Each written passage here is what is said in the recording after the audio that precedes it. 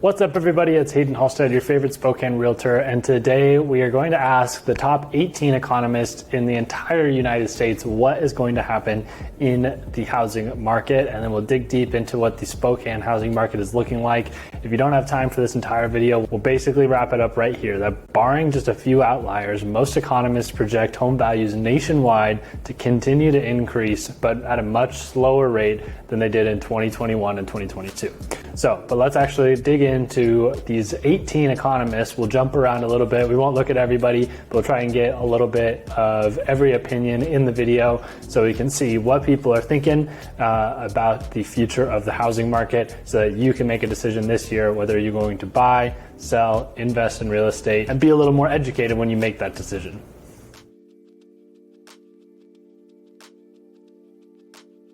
All right, so the first one we're going to start with is Lawrence Yun, Chief Economist and Senior VP at the National Association of Realtors. So we're basically going to take the opinion of my profession, of the National Association of Realtors, the people that I pay my dues to at the top of the ladder and everything like that. And so the quote from him is that home value appreciation will start to slow down. Yun pointed out that there is a recent 5-month drop in the amount of pending home sales, and he projects that the current high mortgage rates will continue to slow down the housing market.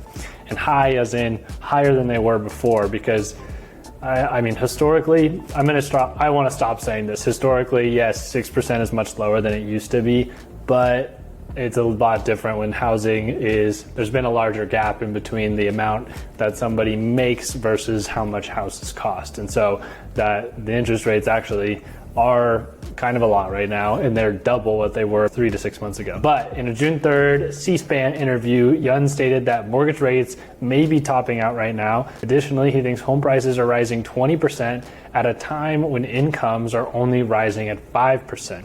So that's just not sustainable. So like I was just saying, home prices have outpaced income growth basically every year or on average forever. And so it's become not sustainable at this point, similar to how the cost of college has increased at a rate far greater than the incomes that people are getting when they get out of college. So it just makes it less and less worth it. But so he says to some degree he believes a calming is expected. When asked which market he thought was the hottest, he believed that the Rocky Mountain time zone area is super hot along with other states. And that is true. I mean, we don't talk about it very much, but like Denver, Colorado right now, it's probably one of the hottest real estate markets I've seen in terms of the numbers. It's actually in Denver, you have to make, I mean, the real estate market is almost catching up to like areas of like LA in some regards. Like you have to have a similar amount of income to afford an average home in Denver as you do over in Southern California. So let's skim through a few of these. So this is Daryl Fairweather, the chief economist at Redfin, being quoted, "I don't think home prices will go down." She brings up that there was a Pulseonomics survey that only 20% of economists that were questioned for the survey believed that over the next 5 years we could see a decline in home prices, but saying that she believed that in some of the major cities especially, they could see a drop in bidding wars specifically. So yeah, believes that home prices will not drop, but the rate of increase will be slower. Another economist, director from the National Association of Realtors, says housing demand will slow down, but home values will continue to rise. Said, "I believe the housing market will continue to outperform compared to pre-pandemic." Next up is Selma Hepp from CoreLogic, which CoreLogic I believe is one of the most accurate companies for market data of any company out there. Like if you just want the straight facts about something, CoreLogic is absolutely one of the best resources for that. And they're quoted, "The market will continue to see relatively strong demand from buyers and an elevated rate of home price growth despite slowing notably from ultra-hot early spring 2022 conditions." Hepp also told Bankrate that home values will continue to appreciate while demand remains strong. And CoreLogic is expecting that there's going to be a 1.2 increase in home sale price month over month over the next year. And so they're expecting that this is just not really slowing down much at all. I mean, slowing down from what we've seen, from 20 to 30% growth in a year to maybe 10 to 12% growth in the next year. From Florida Atlantic University, Ken Johnson, economist, if we're not at the peak of the current housing cycle, we are awfully close. And so he basically saying that home values may flatten and even fall in overvalued markets like Denver and Colorado. So there are some markets out there that are so hot and so crazy right now that we are thinking that maybe they are a little overinflated and that things might come down. Next up is senior economist and manager of economic research for Realtor.com, George Ratiu. I don't know if that's correct, but believes that sellers are expected to hold the upper hand in 2022, but the listing process is going to be more of a challenge potentially. And so there's a lot more sellers, as we've seen here in Spokane specifically. The inventory has nearly doubled from about 4, 5, 6 months ago, where we were at less than maybe 0.3 months, 2 weeks of inventory, to where now we're edging up against getting back to 1 month of inventory on the market. And so, of course, that still means we're in an extreme seller's market, but we felt the pullback. We felt a slam on the brakes a little bit. And so a lot of homes have come on the market, but many buyers are remaining interested in finding a home.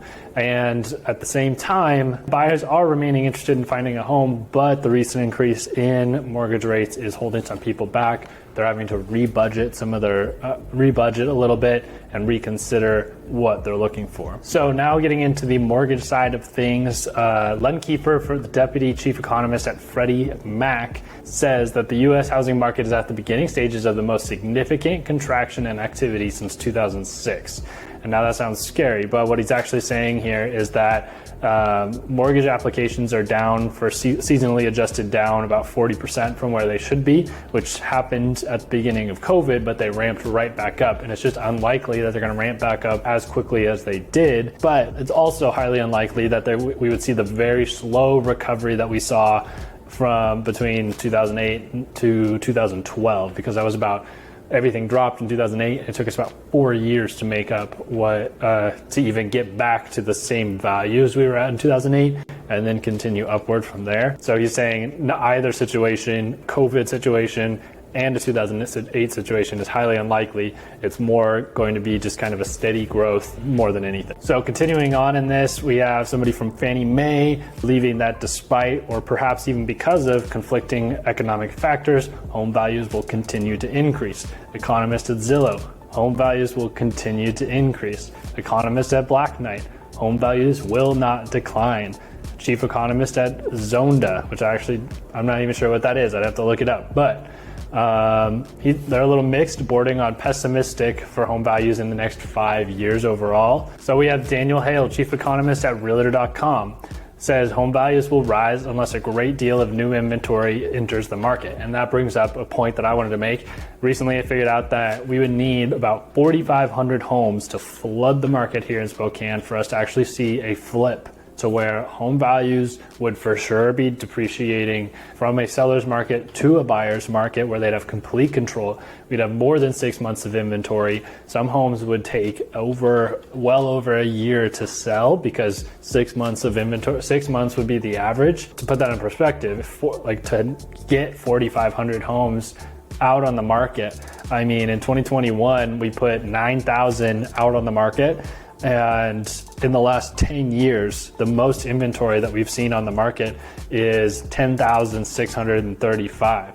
So we would have to go an extreme level of inventory, more than we've ever seen ever. Or in some cases, we'd have to drop down to 2012 levels, where we were only selling, we listed 8,500 homes, but we only sold 4,500. So there was just no buyers. So there was 4,000 homes that were listed and not sold during 2012, but we've never seen a gap like that. 2017 through today, we're selling 8,200 homes, and we're listing about 2,000 And right now, 2021, last year, 2021, we had listed 9,000.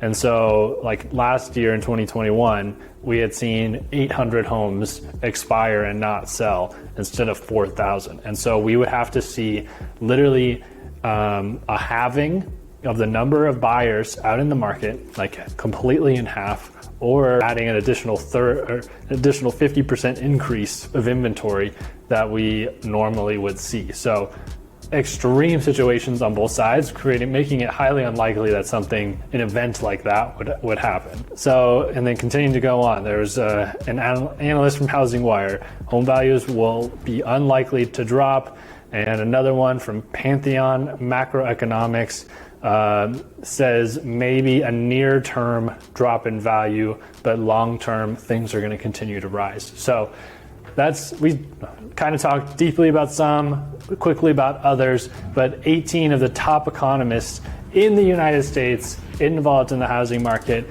believe that if you buy real estate today, tomorrow, in a week from now, in next year, in a 5-year period, nobody is predicting that home prices are going to come down. Now, what else can it mean? That things are going to slow down, and which is good for buyers. There's an opportunity out there. I've been looking at houses a little bit, houses that have been staying on the market 2, 3, 4 weeks because some sellers are scared. Don't be the buyer that's scared of the market. Go find the sellers that are scared of the market right now and submit an offer, because some people feel like they need to offload a house, and because they don't know where the market's going to go, and they might need that money, and they think that it could be worth less than 5 years from now, so they want the money now. So go find that person, submit an offer, become a real estate investor. Now is the time to do that. Now is the time, while people are fearful, to make some money in real estate. If you are a seller, the listing process, you do need somebody on your side that is going to help you get the most money for your house, because those offers are going to come in. Those lowball offers are going to start happening. And we want to make sure that you do not feel pressured to accept something that you don't need to accept. So either side, it's going to be a great 5 years. There's going to be less home sales, most likely. There are going to be less realtors in our market. There's going to be some fun to be had, because it's going to cause us to be able to have more of a conversation between buyer and seller. There will be some bidding wars for the perfect houses, for those great houses that price really well. But then there's going to be some amazing opportunities for those real estate investors, those first-time buyers that want to make a good purchase on their first home. This is a great time to be both a buyer and seller right now, because things are just at a perfect point for everybody to make some money and do really well in real estate. So that's my 2 cents. That's what we got for today. Thank you so much. My name's Haydn Halsted, Spokane Realtor. Check out my website down below. We'll talk to you later.